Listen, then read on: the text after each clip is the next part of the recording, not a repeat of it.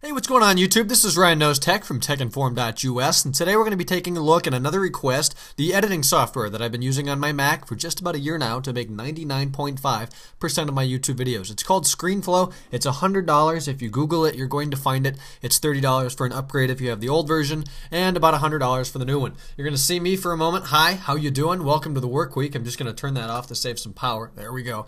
And this is what you're confronted with when you open up ScreenFlow. You get to tell it which monitor, if you've got two or more, you want it to record your desktop from. Well, I always use my big Asus monitor. Record video from, as you'll see me again in just a moment. There it is. I can change my video input right there.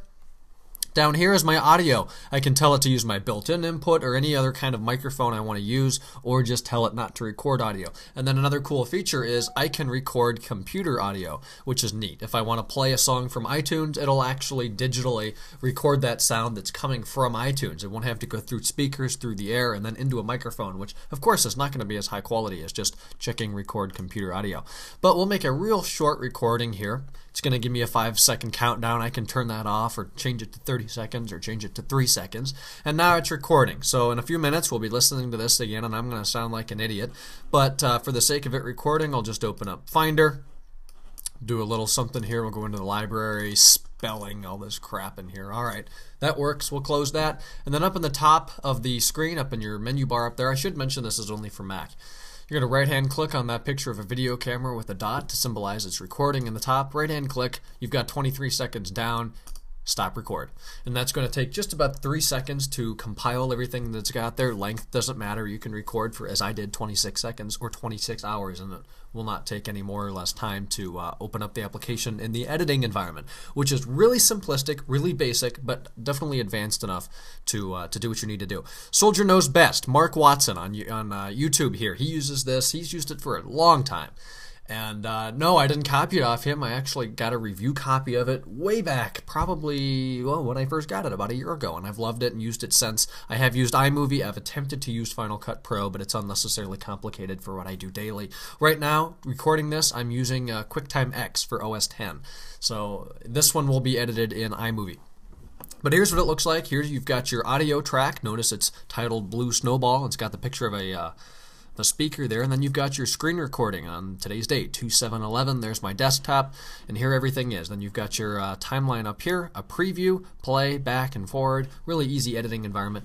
Again, then over here we've got a whole bunch of different tabs. We'll get into that in a moment. We'll see what that looks like. And then down in the bottom left is something I use all the time, and you really should, is that zoom tool. If you want to zoom in, now 1 second takes about 2 inches on my monitor, or I can bring that way down, and there's my whole clip. So that's just my zoom for how much of it I want to see and how precise I want to be when editing. So we'll just leave it about there so we can see the whole thing. On the video track, notice whichever track you select, it turns yellow. Notice also, since my video track is right here, I've got these bars, so I can now adjust it to whatever I want, and then Command Z does work to step back. Obviously, your audio track is not a physical element on the screen there, or anyways, a virtual element, at least not one that you can adjust. But clicking on the video tab, now we have all of these, or the video, I guess, selection, whatever over here. We now have all of these tabs up in the top right that we can edit stuff with. You've got video properties. This is your scale, how big you want it to be. Occasionally, I'll back it out like that. Not very often, but I have done it in the past.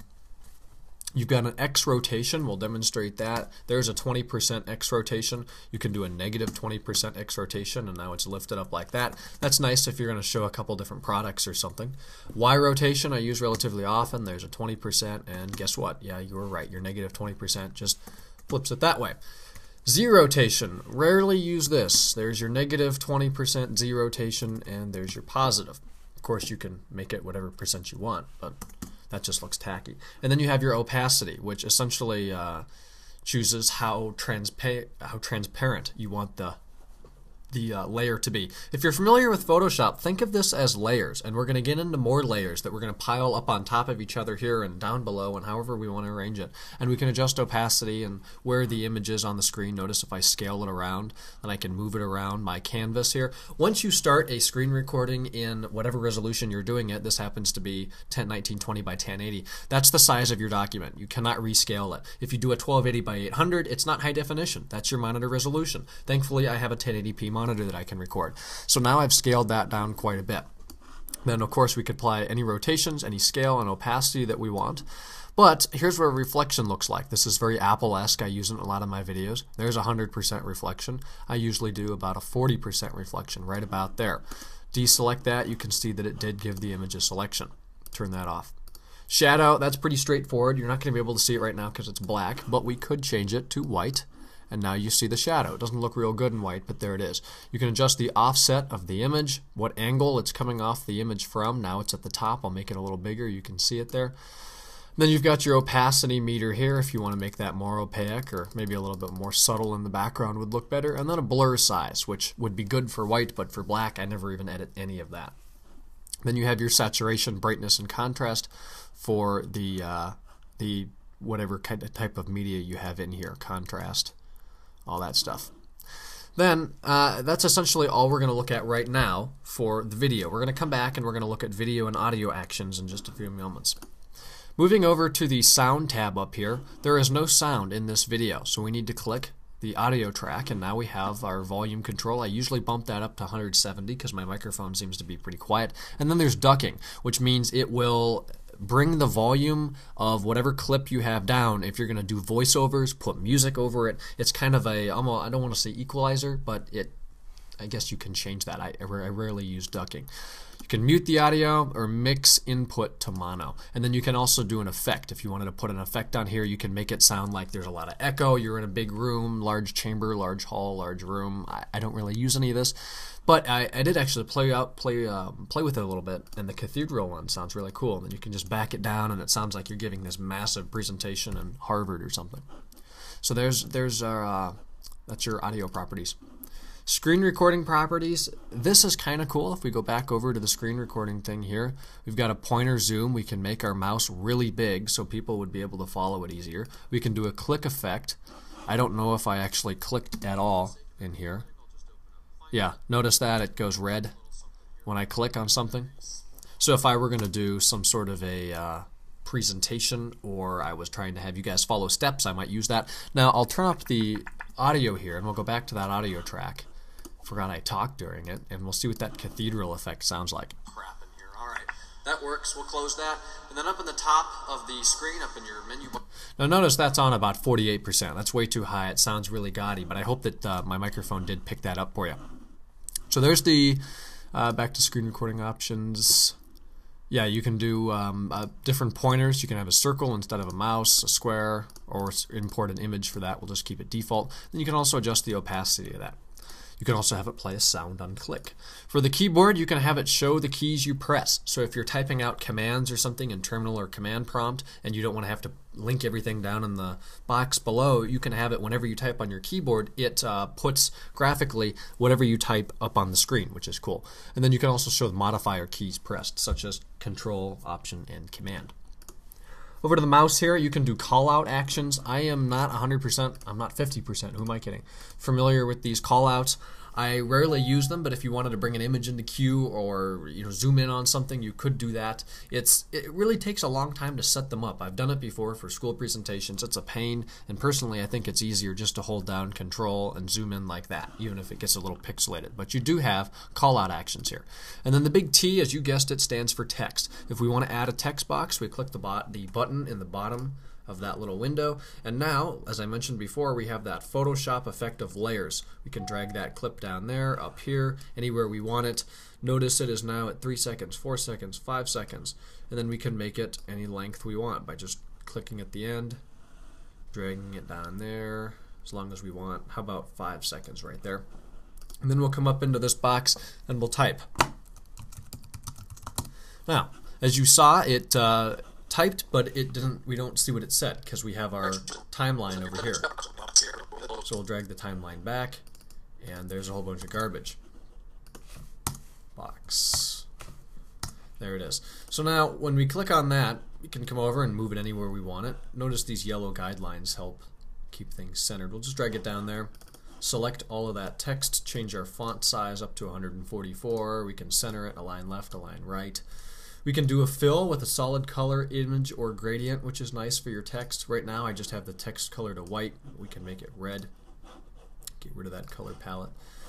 And we can put outlines on it, which is neat, and then a backdrop shadow. If I move it up here, notice it has a transparent backdrop shadow. I can make that bigger or smaller, or I can do a image fill if I wanted to bring in an image. I could put that back there, a pattern, anything like that.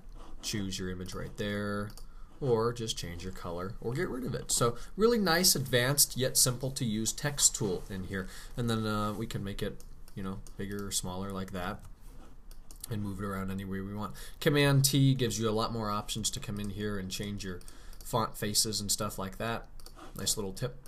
And then over to the final tab up there, you're going to find the media in your document. You can make another recording and bring it in right here to this document. If you nice feature here, if you go to Add Media, we'll go over to Photos. It's going to browse my iPhoto stuff. Loading iPhoto images. There's probably a couple thousand in there, so it's going to take a second.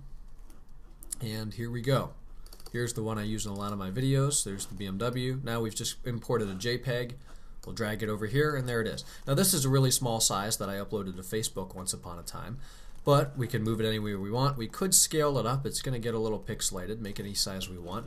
And then I'd also put that on the timeline down here, so we can move that around anywhere we want, make it longer and shorter. And all of those same effects for the video stuff apply, so we can give it a reflection on whatever we want to do with that. If you don't want that text one, highlight it and click the delete key and it's gone. Now, into some of the effects and transitions and whatnot that you can do with these different layers. If we right-hand click on that BMW JPEG, we can show the clip inspector. In here, that's going to give us a speed for how fast we want to play it. For a photo, that doesn't really make any sense.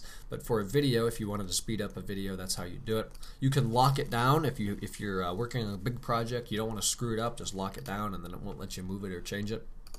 That's your clip inspector. You can rename it there, cut, copy, then split clip at playhead. So let's say I'm on this screen recording layer here.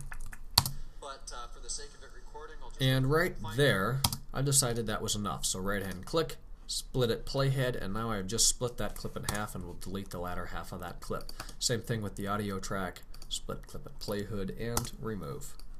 Drag that back. And now we have a much shorter clip. The duration of the clip is shown down here. Duration is 7 seconds.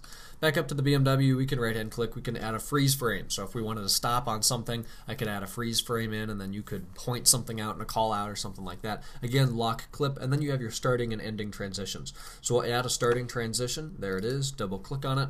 Then we can choose any different effect we want here. Here's the spin. We'll go and see what that looks like. So in a few minutes, we'll be listening to there that is. Add ending, double click, and let's do a flash effect on the end. There it goes. Now if we wanted to make those longer, we could just drag them out like this. That'd be a huge final effect. There it goes. Really easy to use. That's really the thing I can say, and that's why I've used it so long, is it's easy. Export time is decent. It doesn't make massive files. They could be a little smaller. But this video that I'm making right now in QuickTime will be about 200 meg. Doing it in ScreenFlow would be about 300 meg. But again, you've got some more stuff and it's better quality. So great application with ScreenFlow. I well think it's worth $100. There's a lot of other applications you could use. I know that ScreenFlow or QuickTime and iMovie can do this, some of this, but I just don't think it's as advanced and well put. And then of course Camtasia for Mac, which I have and highly dislike because it takes forever and it's a lot more complicated than this is to put lots of media in.